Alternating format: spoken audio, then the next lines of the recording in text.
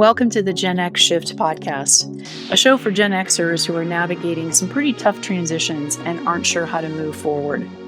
I'm your host, Michelle Walter, proud Gen Xer, former lawyer turned entrepreneur, huge Jason Momoa fan, and margarita snob.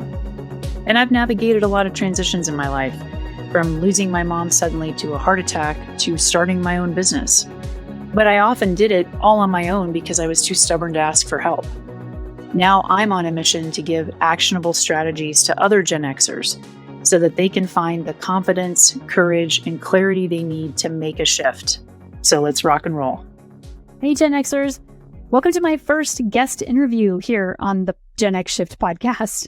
I'm so excited to get into this interview with my dear friend and fellow badass Gen Xer, Monique Jones. I've known Monique for about 15 years. And we've been through a lot of transitions together. And so she was one of the first people I thought of when I decided I wanted to do this podcast. Monique is an attorney by day and a health and wellness coach by night. She hails from Detroit, Michigan. And after living in the DC, Maryland, Virginia area, Chicago, and the Denver area, she now lives in Jacksonville, Florida with her two fur babies who are my godchildren, Lola and Onyx. Monique is also a two-time Ironman, a fitness instructor, body pump, jet setter, avid gardener, and self-professed foodie. Last year, she started her own plant-based health and wellness coaching business called Plant Power Peoples. She uses this business to spread the good news about fitness and a plant-based lifestyle to women and communities of color. Her mantra, which I love, is to live your best life outside the box with grace and laughter and plenty of wine.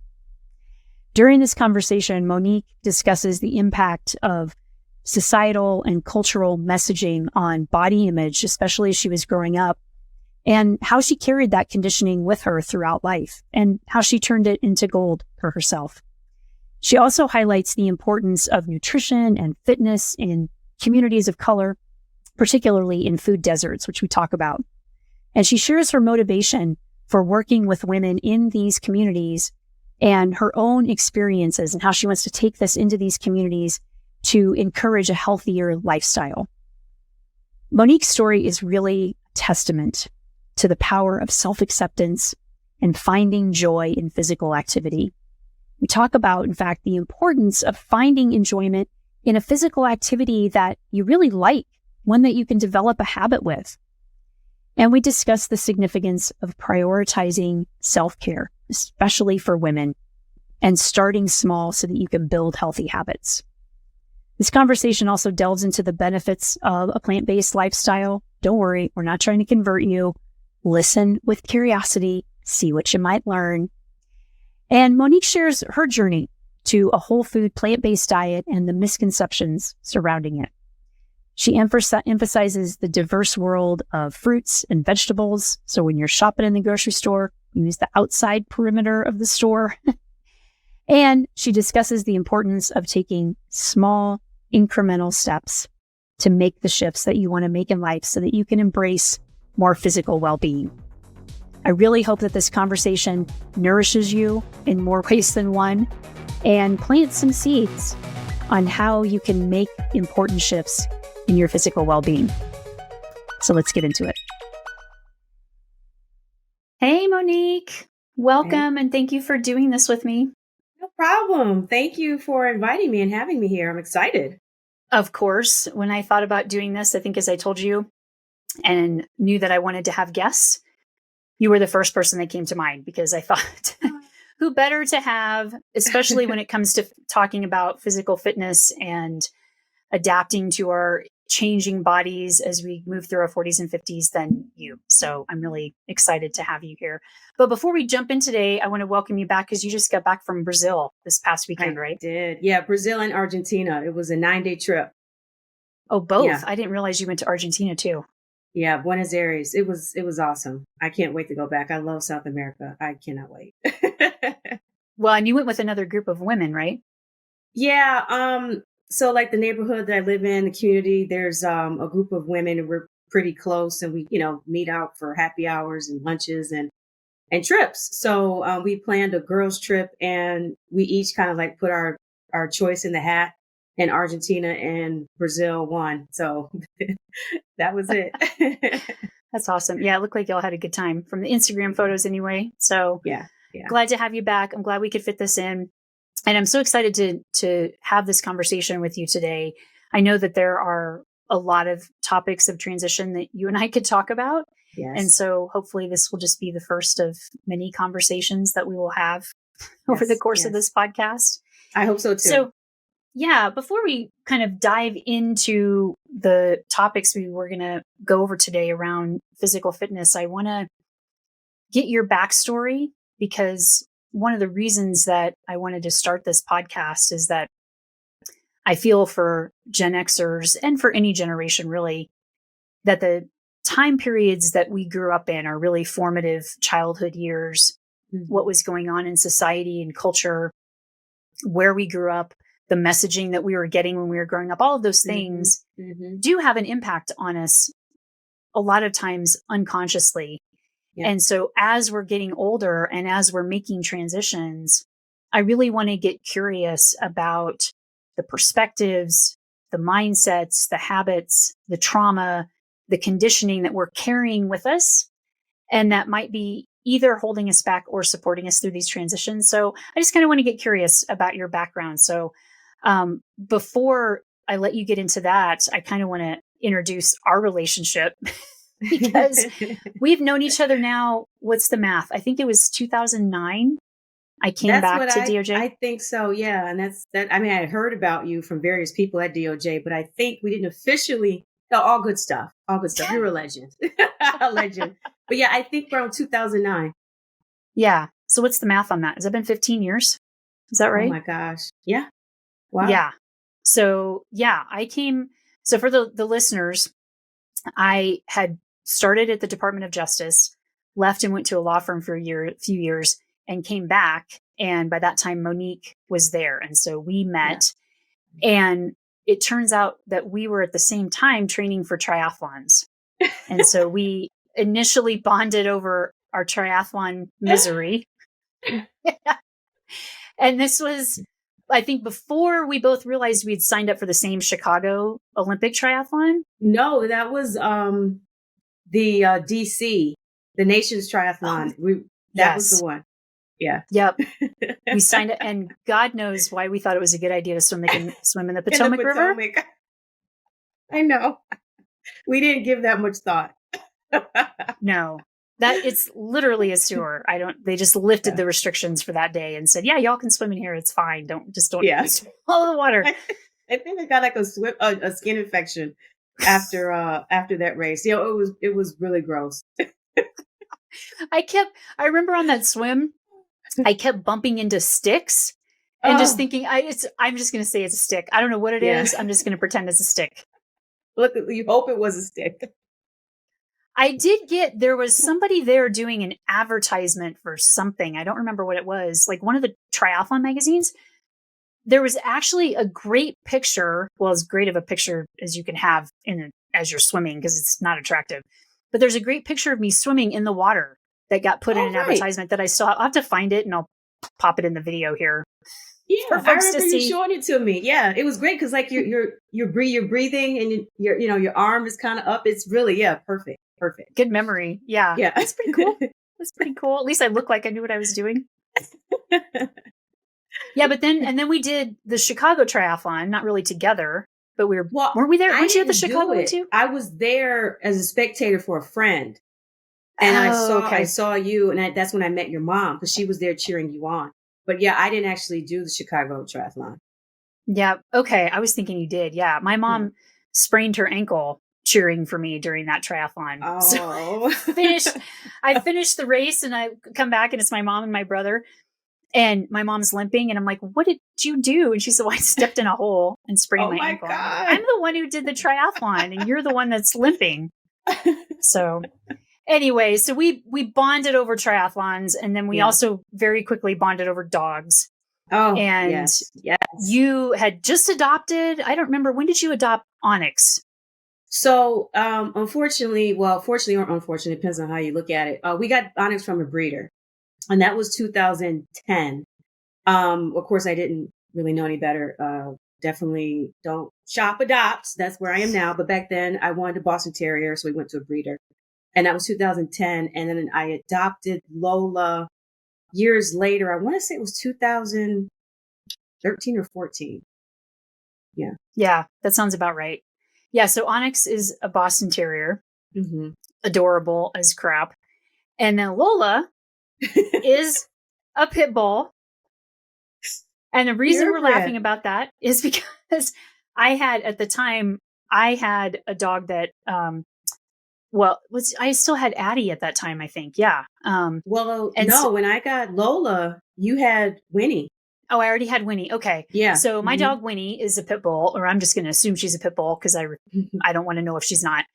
And I had done a lot of pit bull advocacy work because I was volunteering at some shelters. Anyway, Monique adopts this dog and sends me a picture. And I'm like, you got a pit bull.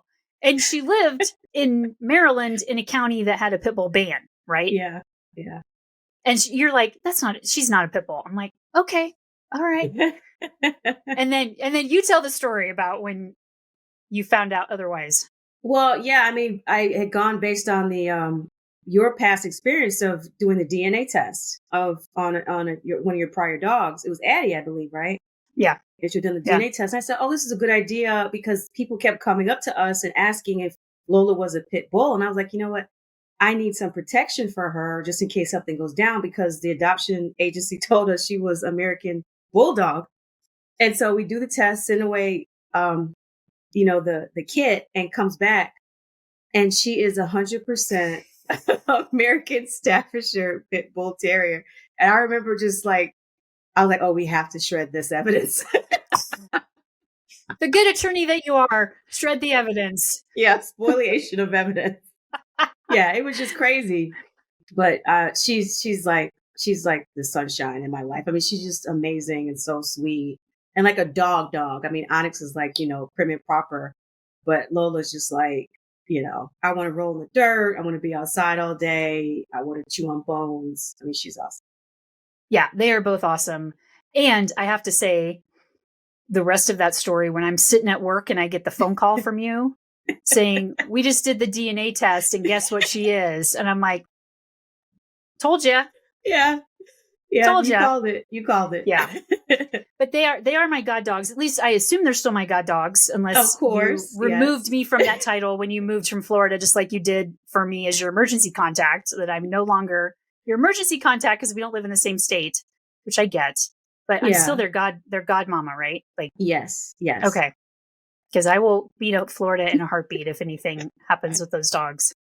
I know, and that's why you're still the godmom. Yep. So yeah, we have seen each other through a lot of transitions and changes, and this is something that I want to have you back at some point to talk about too, if you're up for it. But we both have lost our moms within a couple of years of each other. My mom passed in 2012, and when did your mom pass? 2013 or 14. I want to say it was 14. Yeah, it was very, very close in time. Yeah. So we were there for each other through that. You moved to Colorado shortly after I moved to Colorado. Yeah. You have sort of transitioned out of triathlons a little bit, kind of like I did a couple of years ago. You're still much more active than I am right now, which we're going to get into. So we've seen each other through a lot over the last 15 years. And I've really appreciated getting to watch your fitness journey, because I remember sort of early on you talking about how you hadn't always been as fit as you are now. And so we'll want to talk about that a little bit, but it's been really inspiring to watch you go from this journey of marathons to triathlons to now body pump instructor, and the message that you want to start spreading to women and communities of color around nutrition and fitness. So let's rewind the tape a little bit and tell us a little bit about, I know you're from Detroit, you grew up in Detroit. So what was it like growing up in Detroit back in the 70s and 80s? Well, grew up in a typical Midwestern family community. My household was comprised of both my parents. I have two older brothers. And so it was just, a traditional kind of middle class upbringing, private school. My mom worked, and then she also cooked like most of our meals. We went out on the weekends, out to eat. So again, very traditional and standard. Um, but I would say that my views of food and nutrition and health, all of that kind of like mainly I got from my mom. I mean, um, she struggled with her weight all of her life. She didn't finally get a grasp, I would say, on her weight until she was probably like in her 60s, and she passed when she was 69. So all of her life, I witnessed her struggling from diet to diet to diet. Um, and my views kind of about health and fitness really focused and centered, around that. But Midwest, as you know, we're very meat heavy, meat at every meal. A lot of With it. milk, usually with milk, And cheese. milk and steak. Yeah, yeah. So, that's what I remember. Every barbecue, every gathering, every family event, we was hosted at my mom's house, or my parents' house, because my mom was the cook of the family. And so I just remember, smorgasbords of food on top of food, and spending all day grilling and cooking, and that's what we did. I mean, we ate and we laughed and we enjoyed each other's company, but it was always around food. That's so, I think, common for a lot of folks, that food is our connection to family. We have so many memories growing up, of barbecues, of holiday meals. And so food becomes very much an emotional connection for us too. Yeah. Often, in my experience, at least, more so than the nutritional connection with it, right? Like, we're very much drawn to foods because of, we want comfort food. Yep. Right. And so we'll talk about that a little bit. I hadn't realized, and I was thinking about this morning, that your mom had struggled with her weight, because what I was wondering this morning that I wanted to ask you was how much your mom's passing may have impacted your fitness journey. And it sounds like even before she passed, you were seeing her struggle with her weight. And so that may have planted seeds for you and your journey, because I remember you telling me at one point, you used to work at a law firm back in Chicago, right? Mm-hmm. That you felt like you didn't weigh what you wanted to weigh. You weren't as fit as you wanted to be. And so can you tell me a little bit about what your fitness was like growing up over your life, and how much attention you gave to how you were feeling about how healthy you were? Oh, sure, sure. Yeah, I mean, as a kid, I was overweight. And back then, adults didn't have a problem telling you that you were overweight, and not in the kindest of ways. So I was called fat, a lot, by adults. One of my earliest memories is of my aunt. And I think I was maybe 7 or 8, but she told me, you have a pretty face. You just need to lose weight. And that kind of stuck with me, throughout all my life. I mean, I still remember it now. And I would say that the pressure was on then for young girls, to look a certain way. And I was always very aware of my weight, always very cognizant of it. People always made comments about it, teased by, classmates. And I wouldn't even say that I was like a really, fat kid, but I was overweight. And then that kind of coupled with, like I say, my mom, just constantly seeing her on this yo-yo diet, the cabbage soup diet, or the banana diet, or this diet. I was very, like early on, I was aware of my weight and the fact that I knew I didn't want to be overweight, but I didn't know what to do about it, because there was all this food around me all the time. And what I did know was that the food tasted good. I love to eat. And still to this day, I consider myself a foodie. Like, I love food. I find joy and passion in in eating food. So it was just kind of like a battle for me. Like, I loved to eat. I loved how the food made me felt. But at the same time, it was just like I always felt kind of ashamed by enjoying food, because I felt like people were watching what was on my plate, and expecting me to at some point drop the weight, which I would say probably it wasn't until I was in my junior and senior year of college that I finally kind of got a handle on my weight. But definitely from early on from childhood until I want to say 98, 99, I struggled with my weight. Up and down, and more up than down. Mm. Yeah, those comments from adults growing up, which I think still happens, those do leave a lasting impact. I mean, it's still stuck with you. Yeah. How do you feel about that part of you that was told when you were little, you have a pretty face, you just need to lose the weight? What's your relationship like now with that little girl that was told those kinds of messages growing up? I empathize with her because I understand the struggle is real. And I want to hug her and tell her, it's going to be okay. Um, it's unfortunate, like I say, that those comments were made, but I do feel like it made me or helped make me into the person I am today because, like I say, and for better or for worse, I am very serious about, my fitness. And that probably helped, of course, play a role in it. And again, for worse, I'll admit, I have been periods of my life obsessed with making sure the number didn't go too high on the scale or I was within a certain size of clothing. I have a more healthy, natural view of my body now. It doesn't, I don't care if I fluctuate, you know what I mean, in weight, because I know what to do to get back into where I feel more comfortable.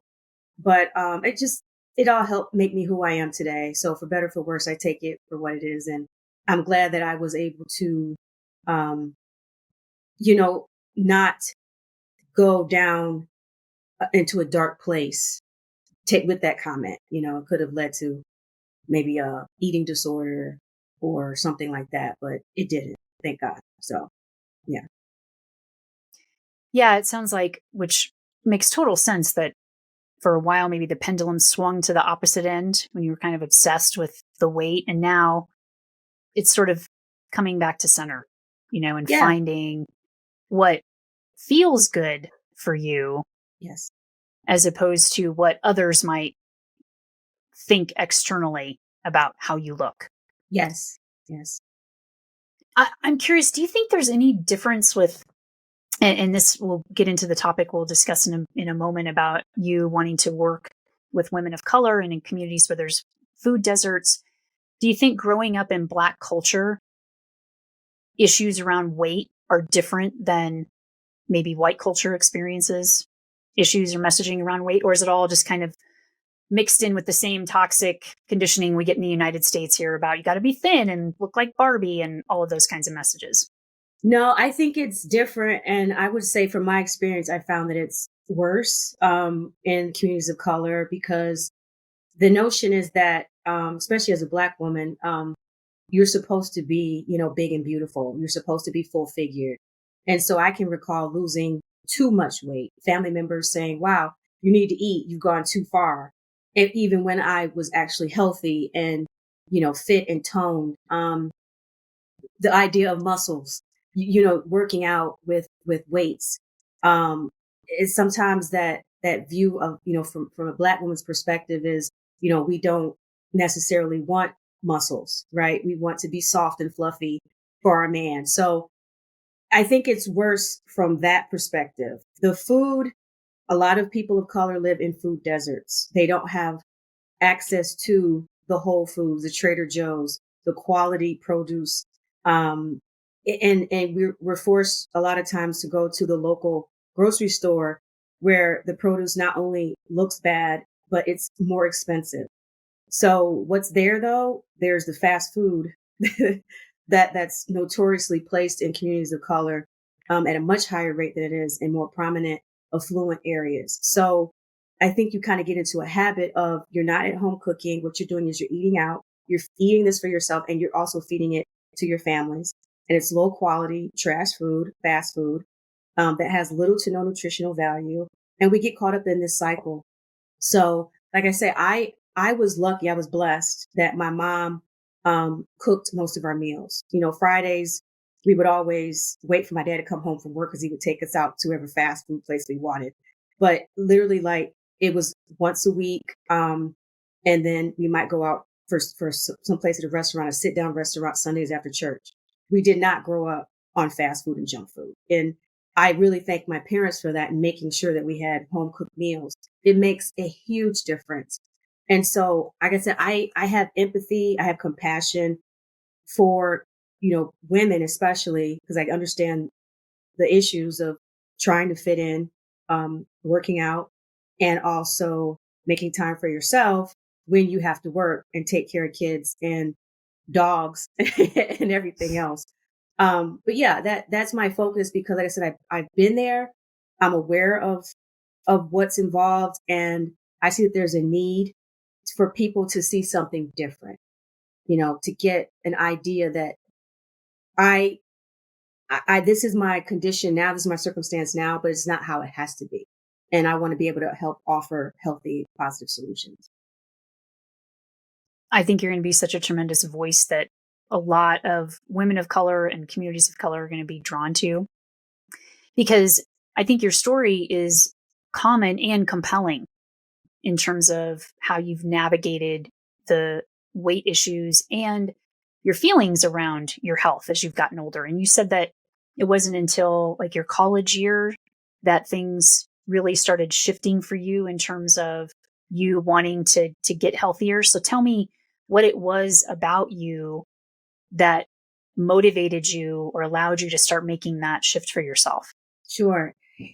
Yeah. So, I mean, I'll play this. I was always kind of active throughout, like, middle school, high school. I played a little bit of softball here, basketball there, but nothing like consistent. So, but I always liked being active, I remember like late high school, there was this PBS show that used to come on. I don't know how I stumbled upon it.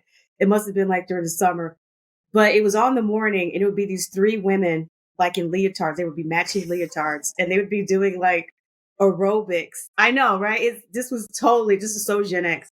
Because you can't find it on right now, but they would be doing like aerobics and workouts and then, core, things like that. And I started watching and doing the exercises according to this video. It was hilarious.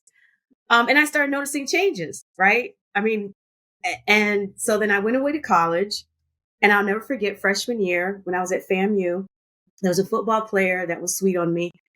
His name was Joel Crane. He has since passed away, but he was on the football team and he took me to the gym and showed me how to use weights. The first experience ever in a gym and with weights. And I loved it. Absolutely loved it. I want to say I'll fast forward to that summer. I went home to Detroit, for summer break. Bally's. I don't know if you remember Bally's. Used to be around. Bally's Total Fitness. Total Fitness. Yep. And Yep. I went there to inquire about, summer pass for student coming home, whatever. And the gentleman's name was Booker. And he and I spoke. He suggested that I run. He was like, oh, of course, come, but come to the gym. But he introduced me to running and threw out the idea about a marathon. And from that encounter, I walked away having a life goal to do a marathon. So all of that, those three instances kind of set me on the path to, fitness. And then I kept up with it. So by the time MSU, I had transferred to MSU when I was in my last 2 years of college. I was teaching aerobics class, step aerobics at Fitness USA. I was doing Billy Blank's Tybo tapes at home. And I mean, I was in really good shape. You're in your 20s, your metabolism is through the roof. And I was in arguably, some of the best shape of my life, but I felt really good about myself. Again, that was the period when I went home and my family was like, you need to eat because you lost too much weight. But I felt really good. So I felt that was probably the first time that I felt I was in control of my weight and I had a good pattern, a good, habits of eating and working out and things like that. Yeah. So leotards, Joel, Booker, Yeah. and Billy Blanks Yes. are the Yes. roots of your fitness journey. Yes.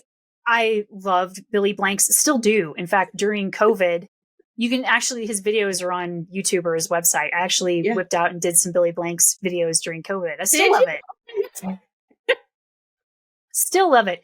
And the gal who usually leads, Shelly is her name. Do you remember Shelly? With the short brown hair? Short brown hair, super like tiny and fit. I was like, oh, I want to be like her. Not even close. Yeah. But yeah, like totally want to be like, I love those videos. Yeah, that dude is going strong still. Yeah. They're classics. Oldies but goodies. Yeah. And all like the Jane Fonda videos, Suzanne Summers, all of those things, like we were sort of the first generation that really grew up with fitness in our face like that, really. Yeah. I mean, when you think about Arnold Schwarzenegger, again, Jane Fonda, Suzanne Summers, I'm trying to think who else. Richard Simmons. Yes. Like we grew up, and that, I think that did inspire a lot of us to, at least me, and it sounds like you too, to think about fitness in a different way, because up to that point, it wasn't, first of all, it wasn't fitness. It was just, are you a jock or an athlete? You know, are you on the varsity team? And like you, I wasn't really an athlete when I was younger. I played softball. I did the junior high and high school sports, was not good at them at all. And I remember those. Did you have to do those presidential fitness tests? No. You didn't? Oh, so lucky. Those things were torture. They still do them. I don't know how widespread they are today, but I was reading something about how people are trying to adapt the presidential fitness test, because there's a lot of ableism built into those. Because if you're a kid who has any type of physical limitation, or is in a wheelchair, or anything that isn't within the realm of being able to do those fitness tests, that can be very traumatizing to know that you're excluded from those. So anyway, I found the presidential fitness test to be traumatizing as it is, because you had to run a mile in a certain amount of time. You had to do a flexed arm hang. This was just for the girls. Flexed arm hang, a certain number of sit-ups. I think you had to sit and stretch out over your legs. So like a seated stretch to see how far out you could stretch. And I think there might've been a long jump involved. And it was, I mean, of course, all the people who were great athletes sailed through them, but I remember running a mile around the track thinking I was going to die. It was just not, it was not in my body or in my mind to be able to run that far. And so when you talk about not running until you were in, college or later, that's a whole different shift. I mean, if you didn't grow up as somebody who was in cross country or, played sports heavily, as an adult, learning to lean into the activities that you really enjoy, and so that you can embrace more of a healthy physical mentality, I think is so important. Yeah. So when did you run your first marathon, by the way? The first one was Chicago Marathon. I think it was 2003 or 2004. Yeah, I trained with the team in training. Yeah. That was my first one. I want to say it was 2004. Yeah. What was that experience like for you? Whew. You know how it is. It's like, it's so painful and hard. You finish and you're like, oh my God, I'm not doing that again. And then 2 weeks later, you're like, okay, what's the next race? So it was tough. I mean, all my joints ached like at mile 19, and, but the race itself, Chicago, is a fantastic choice for a marathon. So anyone who's thinking of it, I give it thumbs up. Love that marathon. Yeah, Chicago is a great place for any race. I know the triathlon I did there was fantastic. I mean, biking along Lakeshore Boulevard and swimming in Lake Michigan. I mean, it's a fantastic city for anything like that. You say, you know what it's like. And I don't, because I think I am different from you in that I really don't like working out. I am such a cranky competitor. I have never like during a race have I been like, this is so fun. I'm always like, this sucks ass. Why am I doing this? I'm usually cussing a lot. Like, I'm just not happy. And then, of course, as you said, you finish and you're just like, what did I do to myself? Why did you're in so much pain. I'm like, why? Why did I do that? And yet then we do it again. Yeah. And for me, it's always been, I'm going to do it again because God, it's got to get better. Right. Like, and it never got better for me. So I am different from you. Like it takes more for me to get jazzed about working out. You seem to be more legit psyched to work out. I love it. I love going to the gym. That for me, that's my me time. I love it. Yeah. Especially running. Like running is my passion. I have time to get my thoughts in order. I pray just to take in the environment. Absolutely love it. Yeah. Yeah. Yeah. I endeavor to be like that because even now, and I think this is really important too, kind of getting into how people can find their groove. And as cheesy as it sounds, to find what works for them. Yeah. Because running ain't going to be everybody's bag. Triathlons aren't going to be for everybody. Yeah. I have noticed as I've gotten older, I'm getting back into running. I've taken some time off. And so I'm getting back into it. It's hard for me to get motivated to go out and do a run. And especially because it always hurts. Like something always hurts. From day one, something has always hurt when I'm running. And I'm like, why can't it be pain-free? But afterwards, when I'm done, it's that sense of accomplishment and feeling strong. Even when it was a slow run or it was hard, that sense of health and accomplishment, badassery, for lack of a better word. Yeah. Yeah. Those are the things that I have to tap into in order to even get myself out the door. And I quit doing triathlons because I just didn't really enjoy them. I hated the swimming. I think neither one of us really liked the swimming. Oh my God. Yeah. The bike is just god awful uncomfortable on your nether regions and your shoulders. Right. So I've gotten to the point where I'm like, I want to do physical activity that feels both physically good, but mentally and emotionally good. And so that's why for me, it's like hiking or rock climbing, those kinds of things. So what would you recommend to someone who, unlike you, isn't jazzed about working out? What would you tell them would be a good first step in order to start to embrace a little more health and fitness? Yeah, well, like you said, I can relate because swimming, I hate swimming. And I used to have to give myself a pep talk when training for the races, the triathlons, about going to the pool. Like, okay, Mo, you got to do this. Just get in. Once you get in the water, it's going to be all right. It's all right. Just throw on that swimsuit. Sometimes I would have to sleep in my swimsuit just so that the next morning, you know what I mean? I didn't talk myself out of like not going. So I get it. I would say, number one, find something that you like. You don't have to love it, but find something that you like and that you could do. So like for you, like you said, it wasn't swimming. It wasn't biking. It's not running. It's rock climbing. It's hiking. Find something and try to build around that, because otherwise I think after a while you're going to get tired of the pep talk, the constant encouraging yourself to do something you really don't enjoy. And for me, I think you can find, there's so many things to do, right? You can find one of those things to do, whether it be jump roping or axe throwing or bowling or something, but just find something that brings you joy and kind of expand on that. Like pickleball, I ran into a woman, pickleball is the new craze and it's everywhere. And she is absolutely in love with pickleball. And she was like, that's her exercise, what she does. She doesn't like running. She doesn't like, biking or swimming. She's found a way to incorporate that into her day. Like literally she does it every day, weather permitting. So I would just say, just keep trying. There's so many different things now, which we didn't have, like I say, back then, like you pointed out, even when we were growing up, it was, very limited, but just keep trying, be open-minded, and, something's going to stick. Something will. Yeah. Those are all wise words, because I think there can be a tendency to think that we have to, quote, work out in a particular way. Not only that we have to look a particular way, but that we have to do it in a particular way. And I think whenever we're attached to those external expectations of what our health should look like for us, it doesn't give us long-term sustainable fuel to maintain a healthy lifestyle. And I know that's something you and I have talked about before too, especially with respect to nutrition, is that we don't believe in the word diet.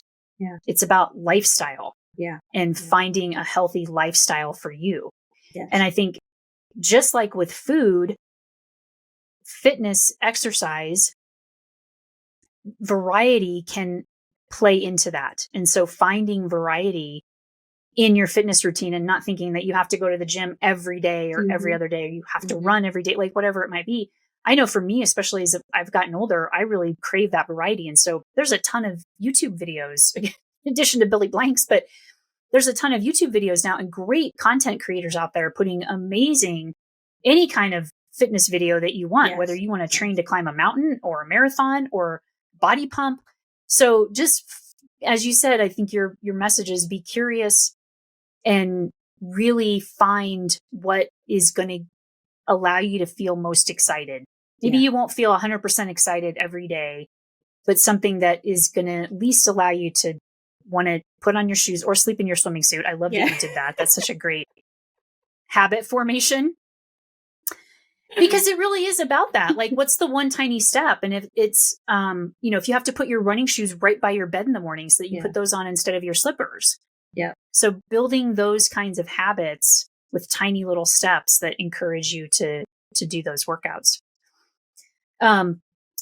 I love your perspective on how it really is about not only finding what feels good for you, but it sounds like from everything that you've said, you're in a place now where you're really doing it for you. And so, especially for women, and I imagine even more so for women of color, that permission to know that it's okay to do this for you is a really hard hurdle to overcome. So speak to that a little bit and tell me how you have so embraced doing this as something that is okay to do for yourself. Yeah, I mean, I know we have a friend in common, LaShawn, and I remember her telling me, this was before I turned 40. She was like, wait till you get to your 40s because everything changes. Your mindset changes and you really step into who you are, who you want to be, and you just live life for you. And her words could not have been more true, because when I turned 40, it was almost like it was my aha moment. And I just really stepped into who I wanted to be. You know, your 20s and 30s, different phase, but your 40s, you feel more confident, you know more about who you are, what you want.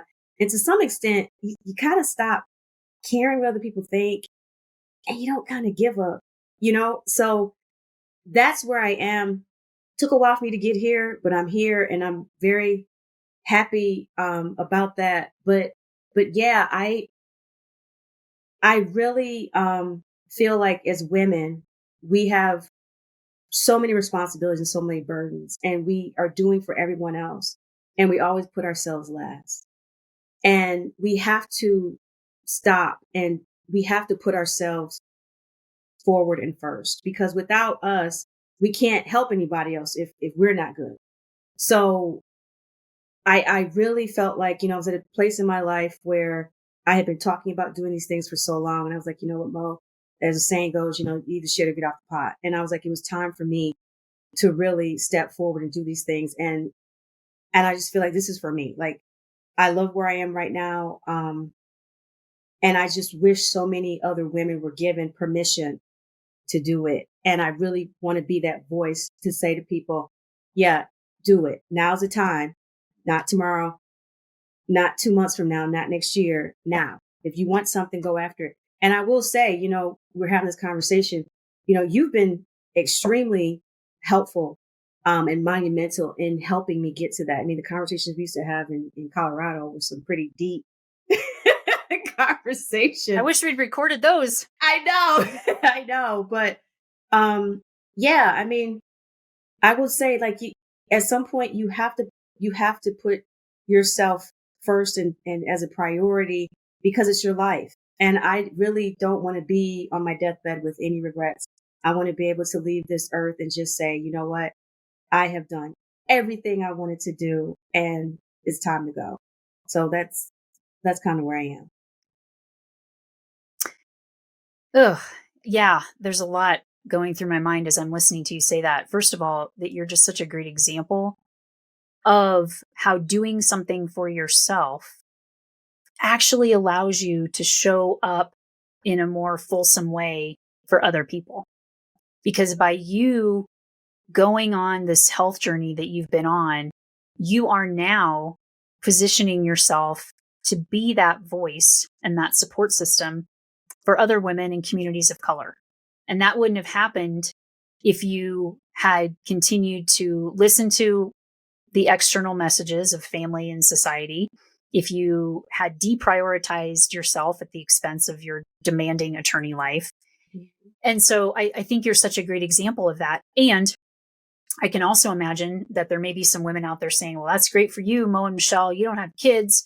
You're not like trying to hold down a household and a family and all the things. And I think that that is a real concern with a lot of women who get up every day, have to get the kids ready for school, out the door, they drive to work, fight traffic, at a crappy job all day, come home, fight traffic, fix dinner, put the kids to bed, and go to bed and get up and do it all over again the other day. So how is somebody like that supposed to feel like it's okay to put themselves first?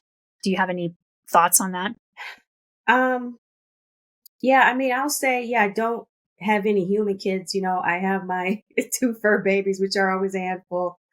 And the full-time job. And of course, I'm divorced now, but I was married. So I do understand having a full schedule. But I will say that at the end of the day, there's always time for yourself. And sometimes you really do have to rearrange some things. Other things have to take a back seat. You have to say no.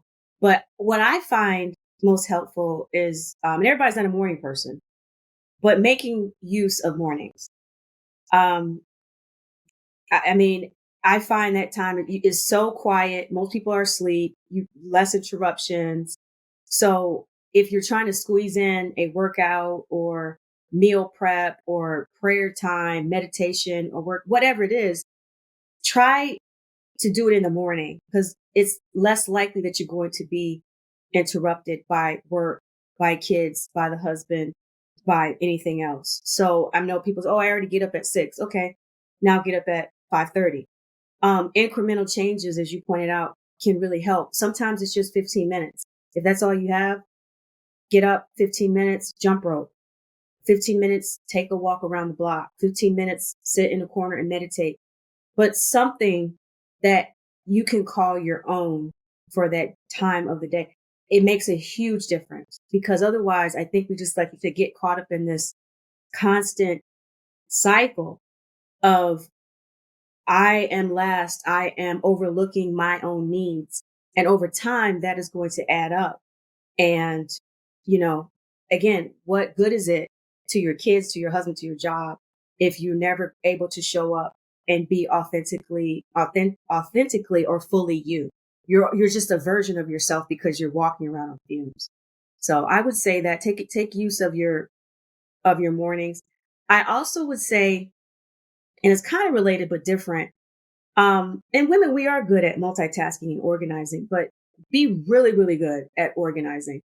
I try to take it one day of the week, usually Sundays, for meal prep.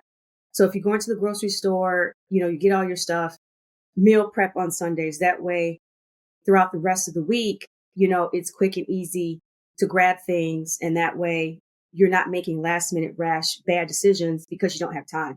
So I have a rice cooker. I absolutely love my rice cooker. And also I can use it to make chili, but I make a big batch of rice or quinoa or whatever on Sunday. I chop up vegetables, have them washed and ready to go in containers in the fridge. All of this stuff helps. So if you're coming home, you got a rush out to pick up the kids, but you're hungry and you're starving. Instead of me grabbing that bag of chips, I'm going to grab some carrot sticks or an apple or things like that.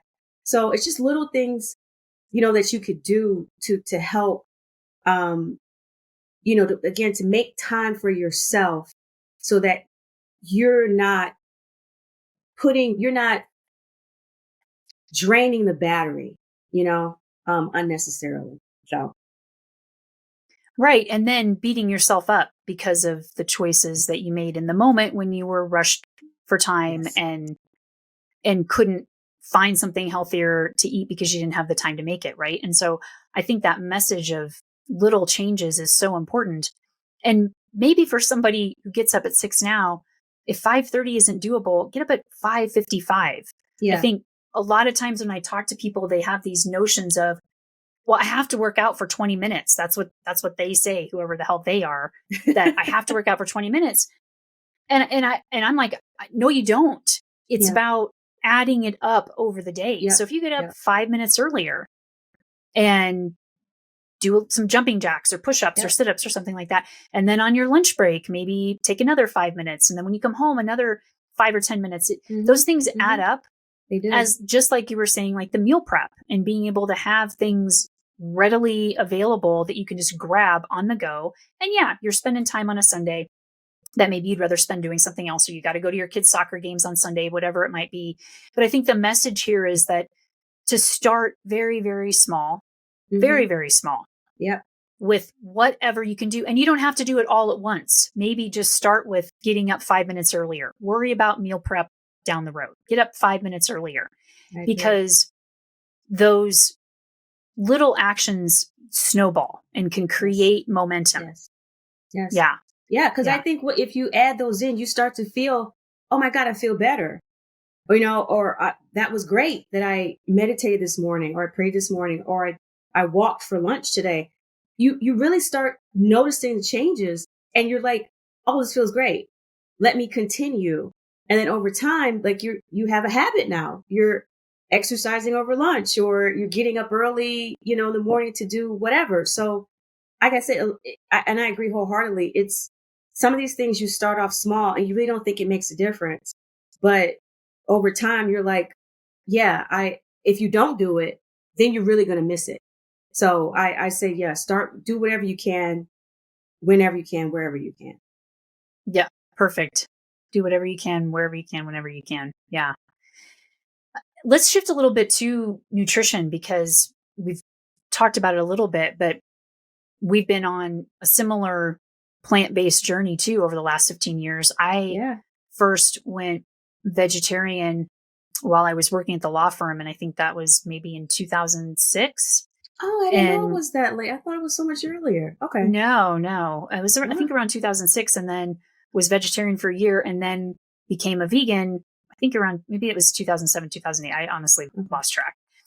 And so when I came to DOJ, you were not plant-based. Correct. And so tell me a little bit about how you came to this journey of being plant-based. And let me just say, first of all, for anybody listening who's not plant-based, just hang with us. See if there might be something you learn. We're not trying to convert you, right? Like, we're just passing on what in our experience has worked for us. It may not work for other people. And I think that's the big takeaway, is that at least I do, and I think you do too, we just want people to make more conscious food choices, whatever that looks like. So tell me a little bit about how you came to your journey of being plant-based. Yeah. Well, like you, I had toyed with being vegetarian, I want to say in high school, and that lasted almost through college. And then I went back to, eating meat. It was a birthday, and I was like, oh, I'm going to, treat myself with a dead animal. But I did. I treated myself with a lamb chop. And there I was back on the meat journey. And so over the years after that, I kept thinking, you know what? I don't know. It's like and again, don't get me wrong, I loved meat. I loved eating it. Again, it was part of my roots. I would eat meat, but I didn't like the way it made me feel. So, you eat a big meal, you eat a steak, and then you're like, oh, I'm done for the rest of the evening. You're on the floor somewhere laid out trying to breathe. And so I was like, something kept telling me I should go back to being vegetarian. And I remember I would tease you all the time because I was like, "You're vegan?" And I was like, "Oh, there's no way." I was like, "Oh, that's too much. I can't give up cheese," because that's what everybody says. Can't give up cheese. Um, and it was around Thanksgiving of 2016. And my brother reached out to me. One of my brothers reached out to me and said, "Hey, I watched this documentary. You should watch it." And it was Cowspiracy. So I watched Cowspiracy. I found it very moving and persuasive. And you know how it is. You watch one documentary on Netflix or something and all these others start popping up. And so I found myself like a week later having watched, I don't know, 4 or 5 different documentaries about animal agriculture and health and stuff like that. And I was like, you know what? I was married at the time, and I told my ex-husband, Carlos, I was like, I don't know how you're going to take this, because he's from Mississippi. And I was like, I don't know how you're going to take this, but I really feel like the beginning of the new year, I was turning 40. I was like, I want to embark on this plant-based thing. I want to try it for a year. And surprisingly, he decided to do it with me. And so we did. We did it for a year. And I would say a month in, I felt different. I looked different. I had more energy. My sleep was better. People were like, "Oh, your skin is glowing." I just loved it. And I had probably about 6 weeks before I started. So I had time to research, recipes and what I needed to do. 'Cause I wanted it to work. I wanted to be successful. And I felt like that lead in time really helped me, because I already had the pantry stocked. I already knew what to cook. And again, I like to cook anyway, so that wasn't an issue. But Michelle, I think you remember, like, because I know you were like totally shocked. And and I'll be honest with you, I never missed cheese, didn't miss bacon. I didn't die. I'm still here. And in racing, my PRs have been while I've been a plant-based athlete. And I love it. So like I say, it worked for me. I learned a lot. I realized a lot of things we were raised to believe about dairy and meat and protein, were false. Just weren't true. And, I love it. I'm in it for the long haul. I just don't ever see myself going back to it. I absolutely love the lifestyle. And that says a lot coming from you as a professed foodie, right? And let's be clear, vegetarianism, veganism has come a long way. Yeah. Even since I first became plant-based. Yeah. And by long way, I mean substitutes. And so for a lot of people who are thinking about transitioning their diet, the availability of a substitute, whether it's a meat or cheese substitute, can be a good bridge for them. Mm-hmm. Long term, like, they're still processed foods, right? Right. And so as good as they are, let's not eat them every single day, because I think the messaging that we hear all the time is whole foods, plant-based diet. Because you can be a junk food vegan or vegetarian. You can eat Oreos and be a vegan. So it's about the whole foods. And so learning how to just bring in more whole foods, because it's just food. And what are whole foods? It's vegetables and rice and beans and fruits that have always been in existence. So it's not like we're talking about eating anything weird or new. It's just shopping on the perimeters of the grocery store. Yes. Yeah. Yes. Yeah. So what did your family have to say, your mom and dad, well, I guess your mom would have passed already. So what did your dad say and your brothers when you first went back and said, "Hey, I'm not eating meat anymore"? They're used to me always kind of being, crazy like that and doing different things. But the experimental. Exactly. You could say the experimental, better term. The brother who had introduced me to the documentaries, he also went plant-based and still is today.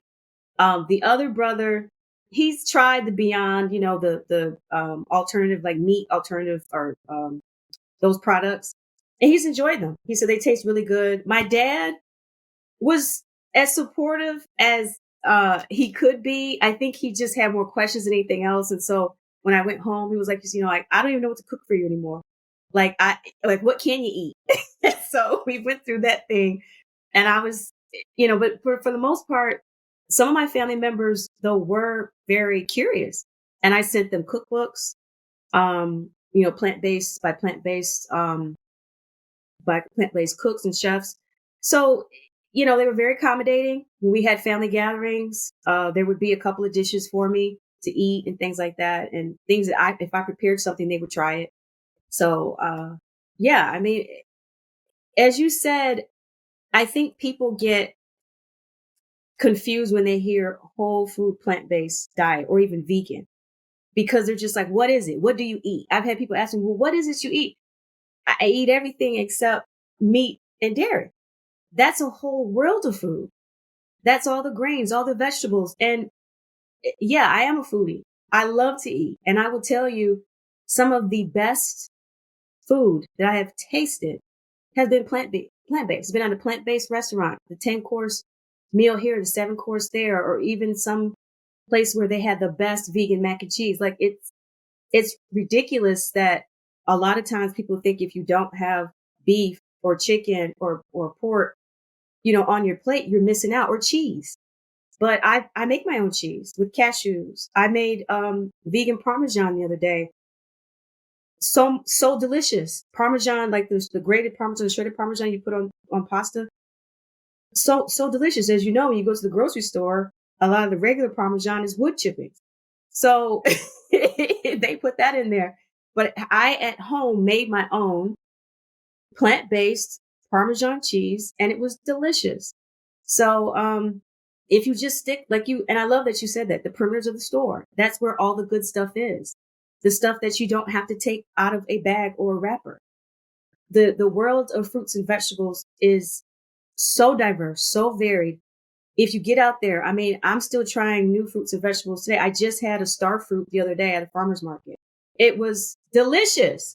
Running into different vegetables. I found a different a squash that I had never had before, and I'm cooking it and trying it. It's exciting. It's creative. And I encourage people, even if you're not plant-based or you don't want to be plant-based, just explore in the fruit and veggie world. Peas and corn is what I grew up on. Peas and corn, every meal, peas and corn, peas and corn. There's more out there. Peas and corn are good though. They got that sugar in them. They're good. They are. But yeah, just get out there and be creative and try different things. Everybody doesn't, again, want to be plant-based, but I would say this, if anything else, just try to move the meat and dairy off your plate and move more veggies on your plate. You would be surprised at how delicious and filling and satisfying the meal is and how good you feel. I think that's such great insight and kind of comes back to the small incremental steps that we've been talking about. And I think Rich Roll may talk about this too, but whenever people ask me about, well, I might want to try being vegetarian or vegan, how would I do that? And the first thing I tell them is very slowly, because all you want to do in the beginning is just put more veggies on your plate and eat those first. Yes. And then see how much room you have left for the meat or the fish or the chicken or whatever it might be, or the cheese or macaroni and cheese, whatever it might be. Eat the veggies, the grains first, and then see what kind of room you have. Don't worry about trying to excise all of the meat or dairy from your diet right away, because then that's just going to create resistance and be too much of a identity shift and too discombobulating. Yeah. So start small. And don't beat yourself up for thinking you have to go the whole 100 yards right off the bat. Because I want to come back to what we talked about at the beginning and how you were raised around food and how food was such an emotional connection. For a lot of people, it's not only the cheese that becomes hard, but it's the emotional connection. It's the holidays. What do I make for Christmas now if I'm not making a big turkey or not making an Easter for ham for Easter? So what would you say to people about how you can shift or integrate those same emotional relationships with food and the memories from childhood over, grandma's chocolate chip cookies? How can you still have those and have more plants in your life? Yeah. So, and I will say this, to be totally transparent, there are times when it can be lonely if you are plant-based and you are around family and friends or out to eat at a restaurant, everyone's enjoying food and they have nothing for you. So I got into the habit of always taking something with me, always having some type of snack or something on me so that I can still kind of be engaged. Even though I'm hungry, but just to have something as a backup or plan B. But again, the notion that, you have to have animal products in order to make something taste good, I think is a falsehood and one that we have to really move away from. Um, you, you, you're going to need to get comfortable with experimenting. I will say that.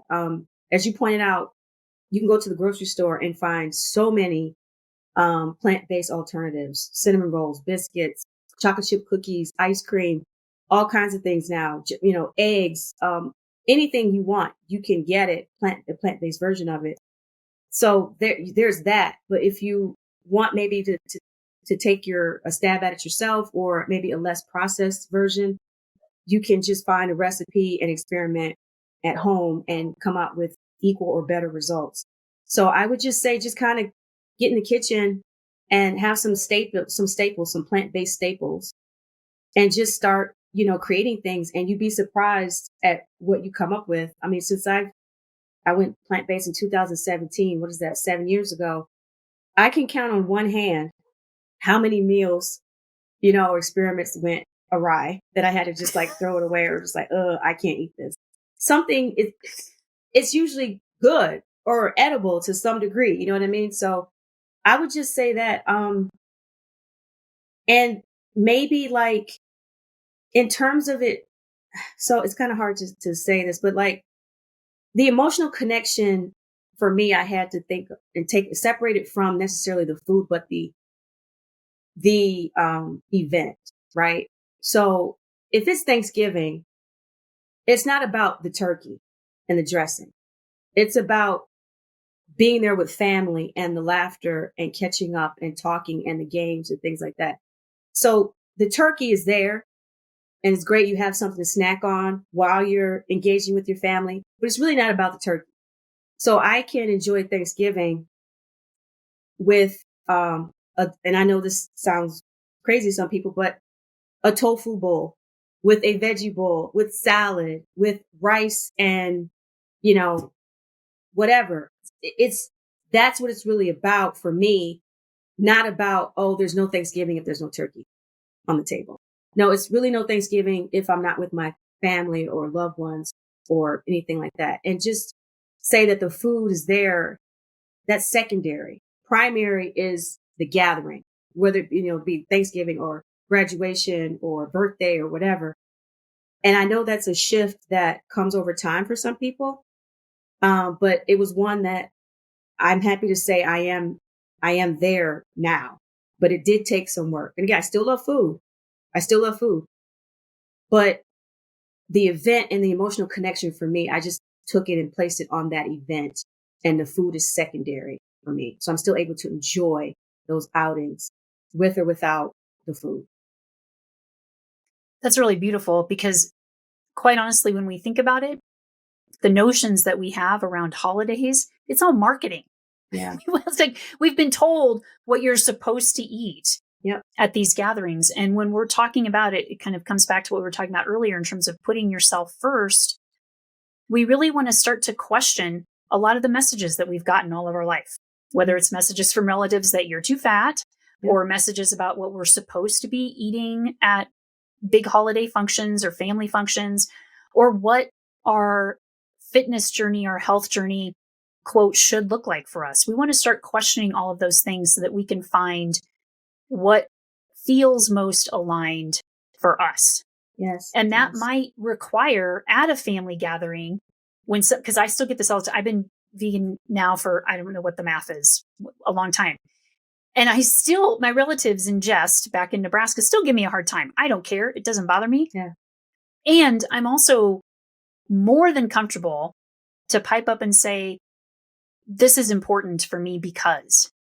And I think the more that you can own why your health journey is important for you, and be able to explain that to other people. Say, look, I'm trying to be healthier for myself so that I can be around longer for my kids, or so that I can go on hikes with my kids or play with my kids, or so that I can take my dogs on long walks, or whatever it might be. People appreciate that. And I think it sort of takes that awkwardness out of, well, why aren't you eating turkey at Thanksgiving? It can then create, I think, good conversations. I've had some cousins actually who have decided to just try going vegan for a year, or try to do vegan for Lent. That's awesome. In Nebraska, mind you. That's awesome. So yeah, I think your wisdom on, it's just to kind of sum up with all of that. It's to, first of all, just take small steps, make it, no pun intended, digestible, so that it's not some big shift. Understand why that might be important to you. How is it that you want to feel when you finish a meal? How do you want food to truly feed your body and be your medicine, right? And being able to experiment and be curious, whether you're a great cook or not. There's a lot of great food delivery services now that have plant-based options too. So if you're not a cook like me, I just cook poorly and make stuff that I eat. But I did I love your cucumber salad is second to none. It's hard to mess up cucumbers, and that was my mom's recipe. It was delicious. Like it's vinegar, sugar, and cucumbers. Like, what can go wrong there? Well, I also had your penne as well. That was good. Yeah, I had to make a good plant-based lasagna. That was good. Or the ziti. It wasn't lasagna. It was the ziti. That's what it was. Ziti. Yeah. Yeah. So, point being, you don't have to be a great cook. You can experiment. And you can also try some food delivery services. There are just a lot of options. And so the big takeaway is for people to just not accept being stuck where they are in their health. And so maybe that's a good segue into now what you're hoping to do, and how you've kind of up-leveled your own health journey, and how you want to take this out into the world, because you also got a plant-based nutrition certificate. You're not a nutritionist, so it's different from that, but it's a plant-based nutrition certificate from the T. Colin Campbell University. Is that right? Yes, that's right. It was not last year. I went to the year before that. I was still in Colorado at the time. But yeah, I mean, make a long story short, I had been like watching all these different podcasts and about health and plants and diseases, and reading books about how to eat to prevent different diseases. And I was just so immersed into that. And I still am. I loved it so much. I never got tired of listening and reading about it. And I said, you know what, let me just go ahead and take it to the next level and see if this is something I want to kind of pursue further. And so I took the course, have the certificate. And then I was like, you know what, I really enjoyed that. And I just felt like, again, this sense of, like, you and I, we used to talk about purpose, finding a sense of purpose and passion. And I just prayed and really meditated and thought about it a lot. And I was like, I think this is it for me. This is my purpose, because not only do I, like you say, I'm wired in the way that I love working out. I love physical fitness, but I also am very interested and excited about nutrition. And I'm just passionate about the whole topic. And so my personal experiences, having observed things in my family and just how it's made me feel, I just like, I want to take this sermon, so to speak, or this message of, plant-based nutrition and fitness and health and wellness out into the world. And that's when I decided to start Plant Power Peoples, because that was my last name at the time. That was my married last name. And so I figured it kind of had a nice ring to it. But even as now I'm Jones, I still think it's applicable. So I'm going to keep it. So P3, as I call it for short. But basically my hope and goal for Plant Power Peoples is to have a message, again, to everyone, but mainly targeted to women and people of color about, the plant-based lifestyle. Whether they want to adopt in whole or in part, that's up to them. But I want the message at least to be presented. So I want to be able to give speeches and talks to maybe schools or companies that want to educate their employees about this type of lifestyle. I'm working also at the Y here in Jacksonville, and I know that there may be opportunities there to kind of like give talks to the group of clients there. So just to, anyone who's curious, about something, I want to have an open door and just be able to help in any way that I can. I feel like this is the best way for me to do it. So I'm excited. Also, I mean, maybe there's a sponsorship opportunity somewhere because I still am running and doing races. So I try my best to promote, whether it be on my bib or I'm getting shirts made, plant powered athlete, vegan athlete, just again, to make people aware that, you can adopt this lifestyle and be fit and be strong and be healthy and just like really succeed and excel. So that's my goal, You're such a great model for that. And there's so many fantastic plant-based athletes that people aren't aware of because oftentimes people think, you need a bunch of meat if you want to bulk up and be a bodybuilder. Torre Washington is one of them, badass vegan who we both adore. There are so many fantastic plant-based athletes, including Rich Roll, one of our big idols for a number of reasons. Rich Roll, totally want to have you on the podcast. Putting that seed out there. That and I think you're right in line with that, and being a woman too. And so tell me why it feels so important. We talked about it a little bit when we talked about the food deserts, but why does it feel so important for you to be able to work with women and communities of color on their nutrition and their health?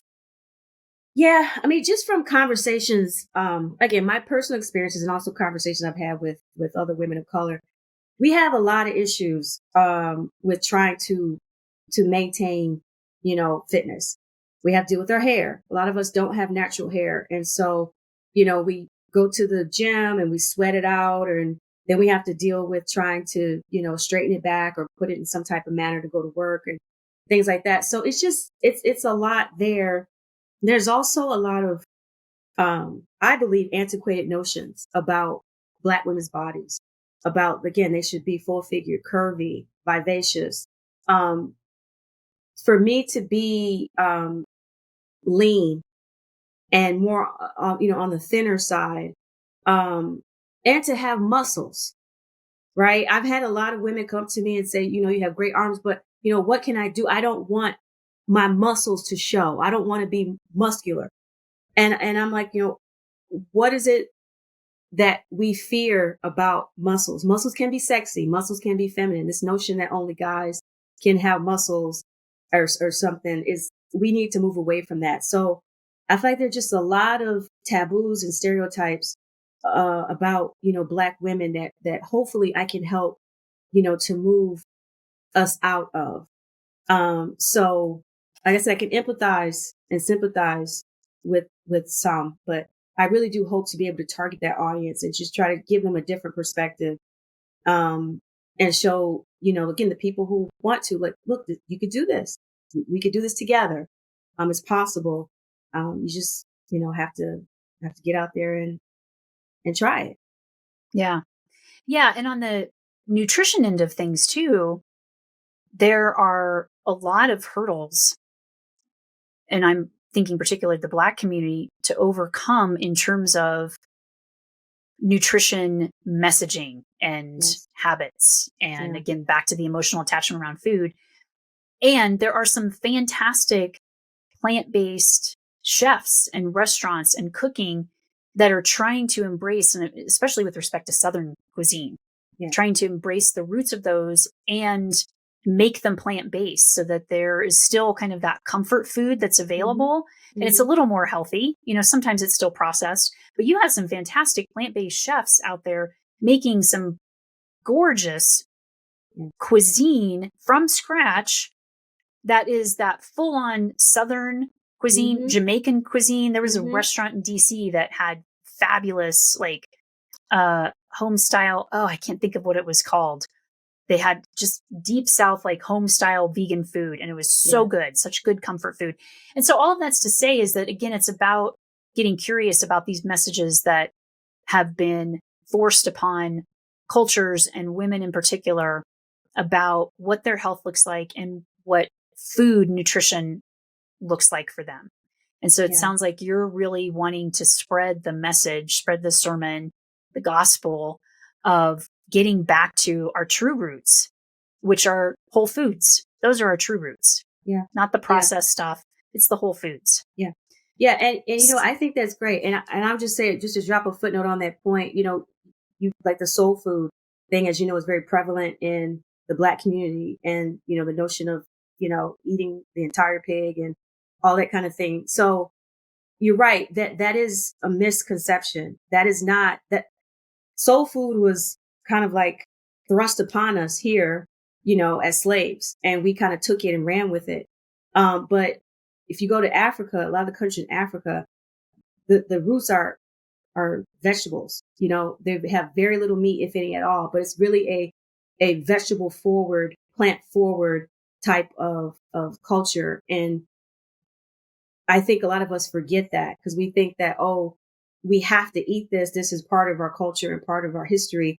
And, no, really, our roots go back to plants. So, I think that's an important point that you made. And we need more of that messaging. Yeah. Yeah. So you mentioned that you want to do some speaking. You want to kind of get out into the community more. I want people to be able to learn about you. I know you have a website that will be coming in the fall, plantpowerpeoples.com. Is that right? Yes. I know it's long. And I'll put that. No, it's awesome. And I love that you said P3. I think I can already see like the shirt with the P3 on it. So I'm going to put all of that in the show notes, but tell me, who would be some ideal places? You mentioned some schools, but what are some ideal places that you'd love to get out there and speak and get out into the community and talk about this? Really, I'm open to any type of platform, because I will say, again, I believe there's some young kid who needs this message. But I also believe that I would be willing to go, churches, prisons, any place really, just where there's an audience that is interested in this topic. I'm happy to speak to them about it. And again, plant some seeds, because again, that's what happened to me. I mean, if it wasn't for my brother planting that seed to watch a documentary, who knows if I would be on this path. But sometimes that's all it is. And with the options out there now, I think a lot of people are curious, but they don't know where to start, how to begin. And so if I can help, just kind of shape their transition and provide some tips and advice, I'm happy to do it. Because again, I really do believe that is my purpose, and it's certainly something I'm passionate about. That's beautiful. So where can somebody reach out to you if they're interested in having you come and speak? What's a good way to get in contact with you? Well, I'm on Instagram at plantpower77. And certainly my email, I check it regularly.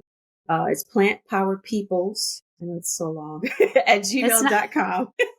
It's got a ring to it, plantpowerpeoples@gmail.com. And it's peoples, plural.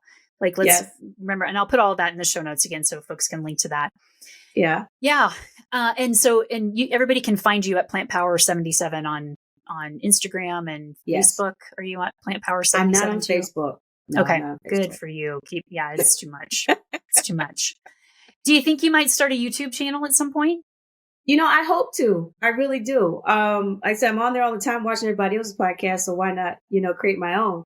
Or just your own videos. Like I could see you doing your own like body pump videos. And we should mention that too. You just recently became a body pump instructor. You said you were working at the Y, but you're doing body pump classes now too. So if folks are in Jacksonville, how can they come to the Y to find one of your classes?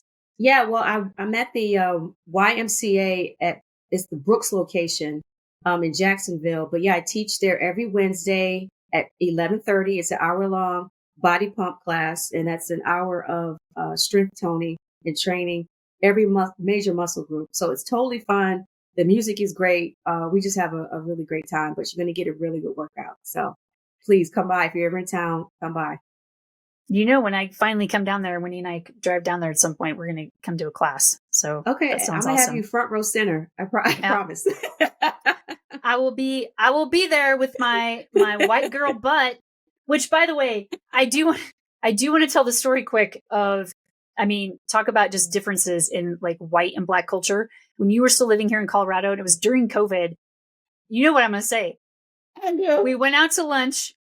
It had been during COVID. I'd put on a little weight. And I hadn't seen you in a while. You hadn't seen me in a while, even though we lived like a mile and a half from each other. Yeah. I've been put like my business together. I intentionally chose to back burner my workouts, right? So we're leaving the restaurant and you're walking behind me and you said something like, "You're looking pretty full figured, Michelle." It was and I'm like, you know, that ain't a compliment for a white girl, right? Like,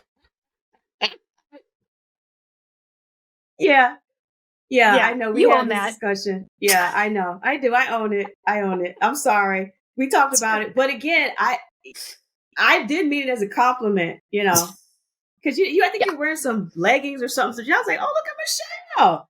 She got the hourglass figure filling out. Okay, full figure. Like, no. I appreciate the intention. And I'm going to go home and run 5 miles. No, that was, yeah. I appreciate it. That's my flat little white butt needs to get toned and filled out. You do not have a flat butt. That is for sure. I've seen your butt. It's not flat. To those out there who want to know, she does not have a flat butt. Oh my. Okay, TMI. We're getting TMI. So I want to end with a lightning round. So here we go. 5 questions. What's your fondest Gen X childhood memory? Playing Barbies with my friends. Oh, Barbie. We would do that all day. The Barbie movie? Yeah. Yes, I did. Yeah. I don't think it should have been nominated, but I did see it. I have yet to see it. I haven't seen it yet. Biggest piece of advice for other Gen Xers who are wanting to go through a health transition? Resilience. Don't give up. I would say there's definitely something. Just stick at it. Be resilient and keep trying to find something. Yeah, you're gonna have your ups and downs, so stay with it. I like that. That's really important. Favorite Gen X era word or phrase? Okay, so I had to do some research for this because the term Gen X, I was like, okay, and I had to like make sure, but gag me with the spoon. Do you use that on the reg? Not now, but when it was out there, I was using it all the time because it was that Valley girl, you know, gag me with the spoon, why don't you? I used to say that all the time. All the time. I love how you just whitened that up. You totally that was exactly the white California Valley girl tone right there. That was perfect. Yep. I used to say gag me with the spoon a lot too. Okay. Yeah. Not anymore, but yeah. If you were a professional sports player, what would be your Gen X walk-on theme song? Ooh, that's a good one. I don't know if this is a Gen X song, but Bad Girl by Usher. That's a good fit. I like that. Yeah. I like it. Yep. And so what are you most proud of being a Gen Xer, kind of growing up when you grew up? What are you most proud of? I would say our independence. I think our generation was known for not a lot of hand holding, but kind of like getting out there and getting it. So we didn't take no for an answer. We didn't have Google and cell phones back then. We had to just get out there, and we wanted to see the world. You know what I mean? Like, I left home at 17. You couldn't have kept me at the house past that. And I think that's what our generation was known for. We were just like, let me fly and spread my wings. So that, I would say, my independence, I really cherish that and value that. Again, for me and part of our generation as a whole.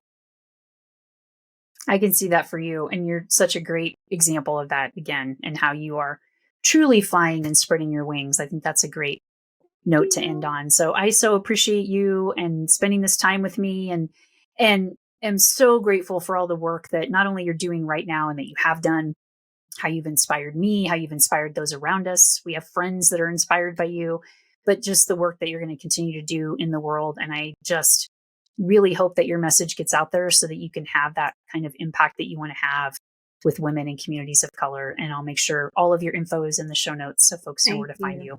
Thank you. Thank you so much. Thank you. Love you. Mwah. Love you too. All right. We did it. Guest interview number 1 in the books. I want to know what you thought of that episode. I really think there were a lot of nuggets of wisdom that Monique shared. So I'd love to hear from you. What was your biggest takeaway? Send me an email at podcast@lifefromthesummit.com or leave a comment in the episode page, which is lifefromthesummit.com/podcast/2. And remember, if you have any questions, suggestions for topics, or anybody you'd recommend for the podcast, send me an email. Before you go, if I can ask you 2 really important favors. If you listen to the welcome episode, you know how passionate I am about spreading the message of this podcast, sharing our stories with other Gen Xers so that we can all support each other through transitions.